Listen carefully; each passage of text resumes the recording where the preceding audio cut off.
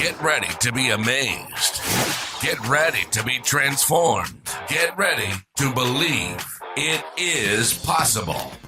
You're entering the growth zone on the Guts and Glory Show with your host, Luis Scott. Hey guys, welcome to the Guts and Glory Show, and I am your host, Luis, and every week we're going to be talking about different things to improve yourself in business as an entrepreneur, maybe as a leader, and how you can exhibit the guts that it takes to really succeed and in this world, because it is tough. Business is tough, and I think a lot of people are having a hard time with employees. They're having a hard time with the people and the teams that they employ. And so I want to talk about something that I call solving the leadership crisis. This is going to be a 3-part series. There's going to be 3 different talks about this. And that is solving a crisis, because it is a crisis. It's a crisis because all too often there are not enough leaders in this world. And the leaders that do exist have a hard time developing new leaders. People are frustrated with the amount of time it takes to develop leaders. And we find ourselves just giving up, throwing up our hands. Recently, I was talking to a colleague of mine, and they were sending me some information, or they were telling me some things about how they felt that maybe leadership wasn't for them.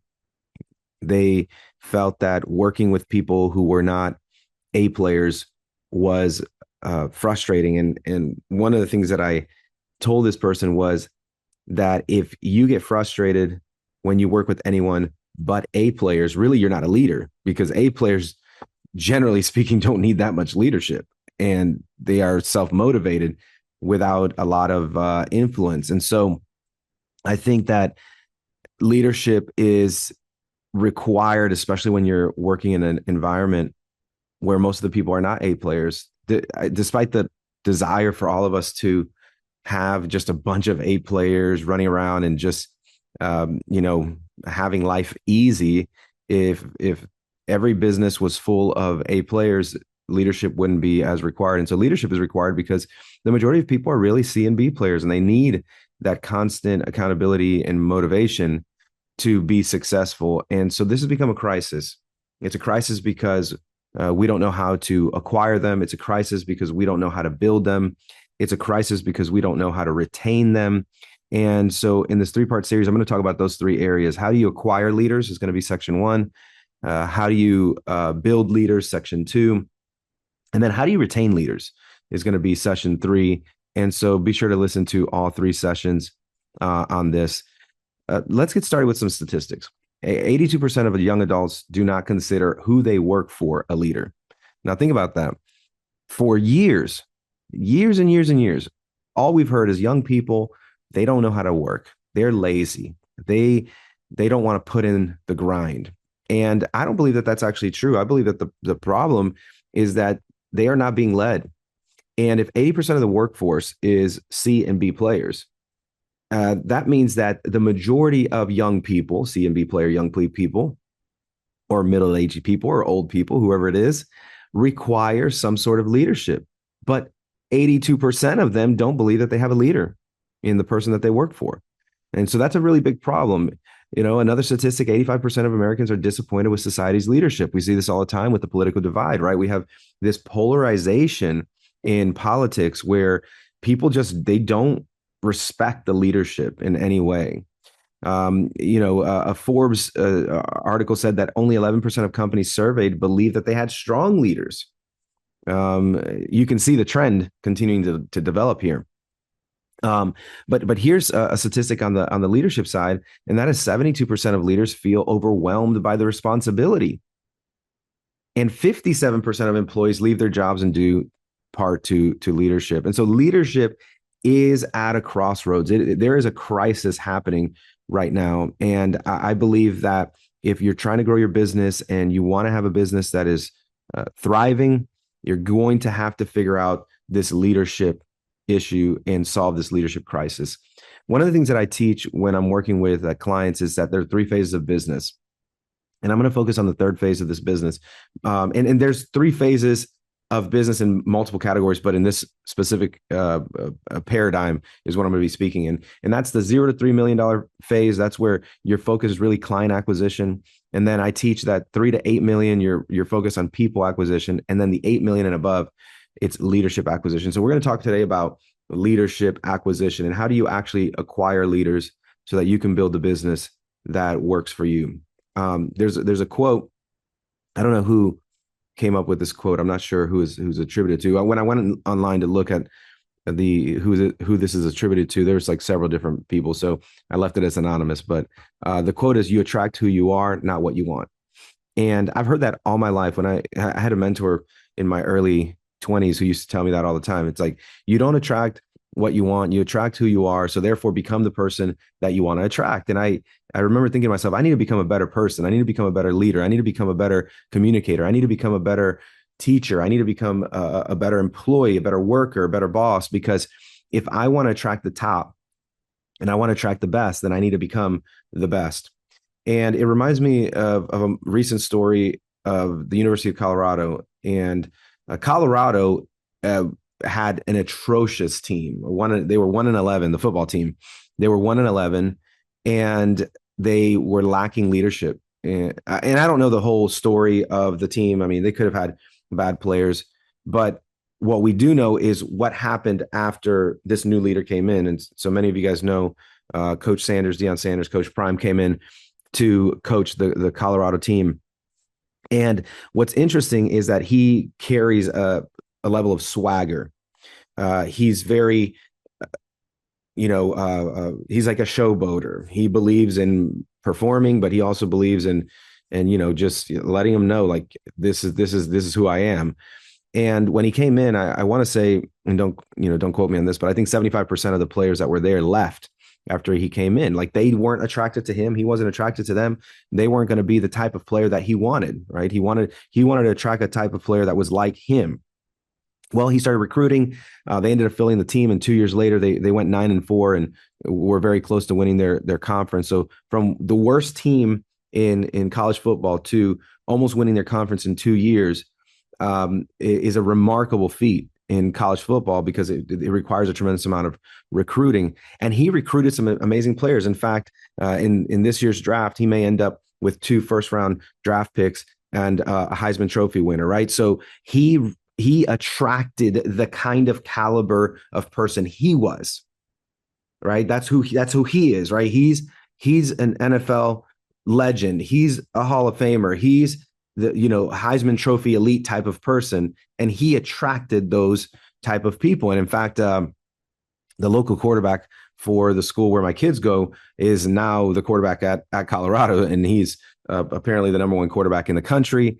Was on Sports Illustrated at like 16 years old.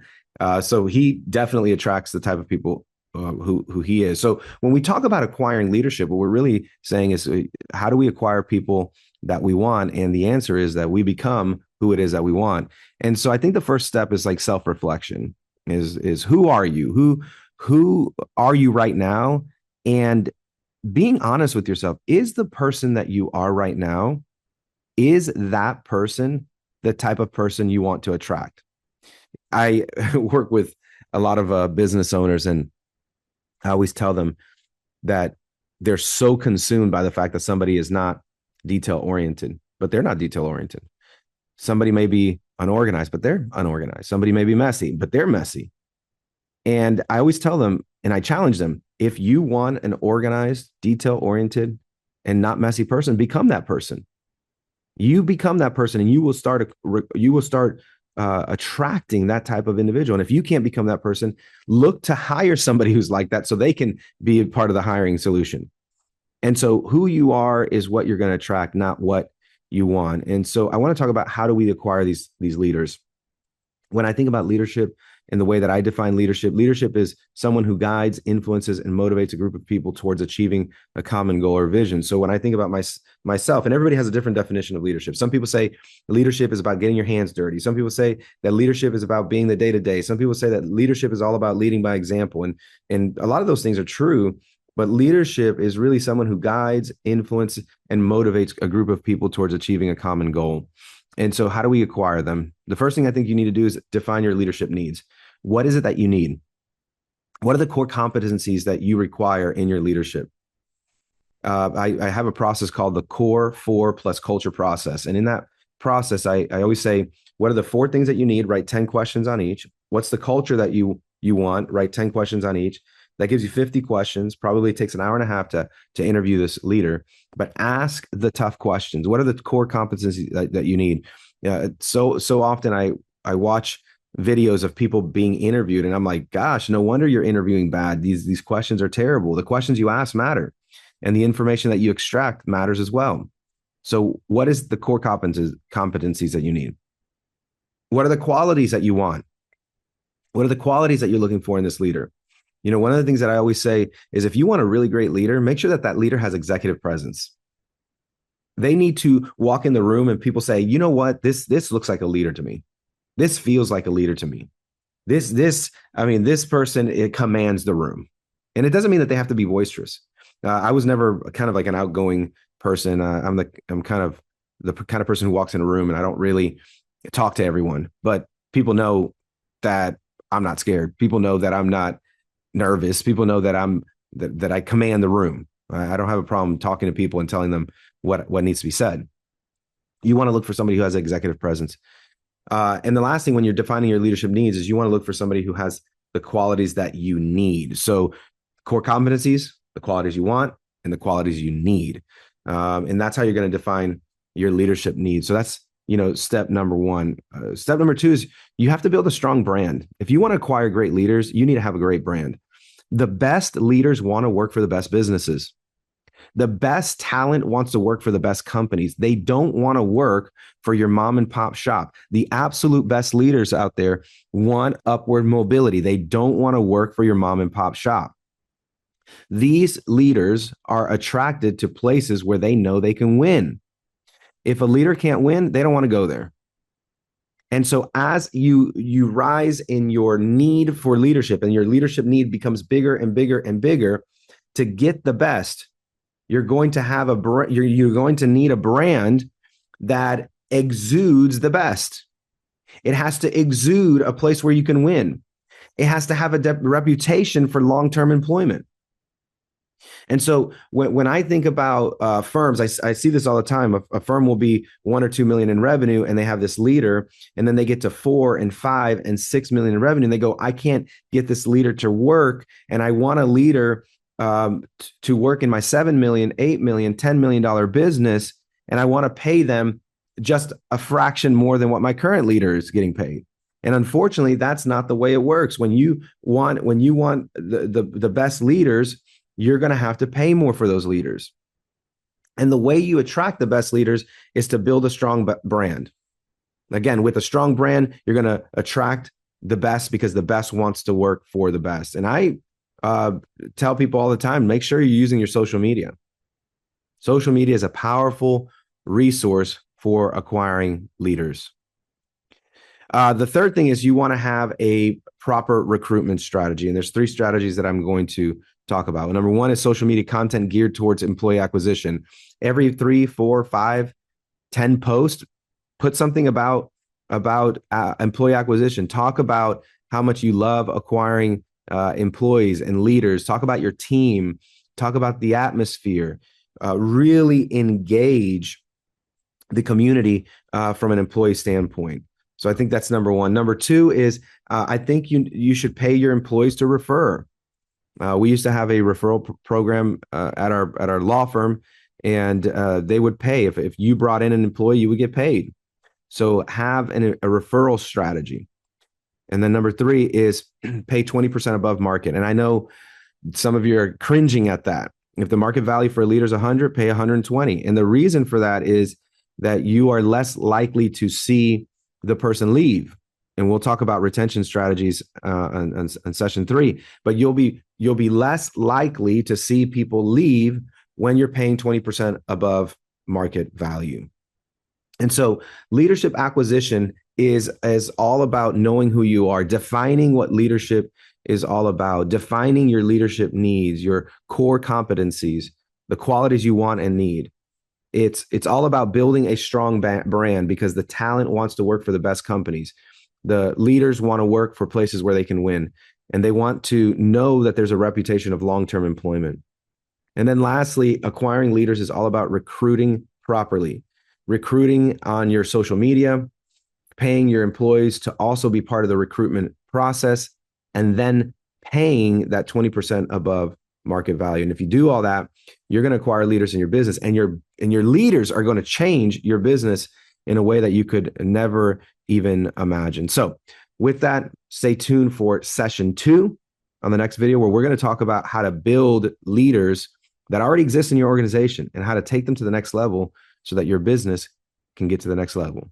You've been listening to the Guts and Glory Show. You've been listening to the Guts and Glory Show. For more and to learn more about Luis, hit the website at luisscottjr.com. For consulting opportunities, hit 8figurefirm.com. That's the number 8figurefirm.com. We hope you've enjoyed the show. Make sure to like, rate, and review, and we'll see you next time on the Guts and Glory Show.